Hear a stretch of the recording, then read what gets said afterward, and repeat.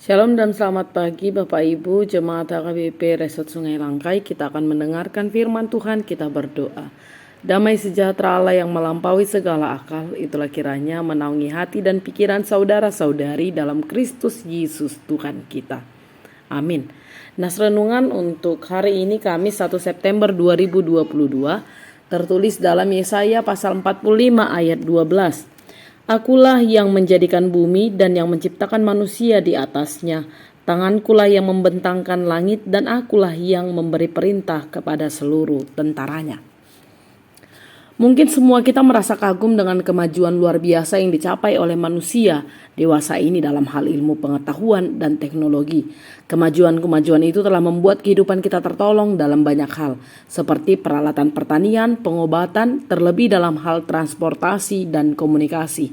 Namun jangan lupa, manusia hanya menjadikan sesuatu dari benda atau hal-hal yang sudah ada sebelumnya. Karena hanya Tuhanlah pencipta segalanya. Segala hal dijadikannya dari yang tidak ada menjadi ada. Creatio ex nihilo. Bumi dan segala isinya, bahkan setiap ciptaannya disertai dengan rancangan yang luar biasa dan hebat. Manusia adalah bagian dari ciptaan Allah yang mendapat tempat istimewa. Diciptakan segambar dan serupa dengannya, bahkan menerima roh Allah. Kita bagaikan tanah liat di tangan pengrajin yang dibentuk menjadi karya yang indah.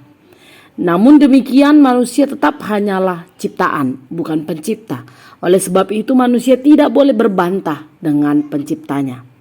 Hari ini mari secara khusus kita ambil waktu untuk merenungkan segala ciptaannya yang menakjubkan, termasuk diri kita. Kita adalah ciptaan yang ajaib dan terhebat. Kita sungguh berharga dan menakjubkan. Mari luangkan waktu untuk menyebutkan satu persatu karyanya yang luar biasa yang dapat kita pikirkan.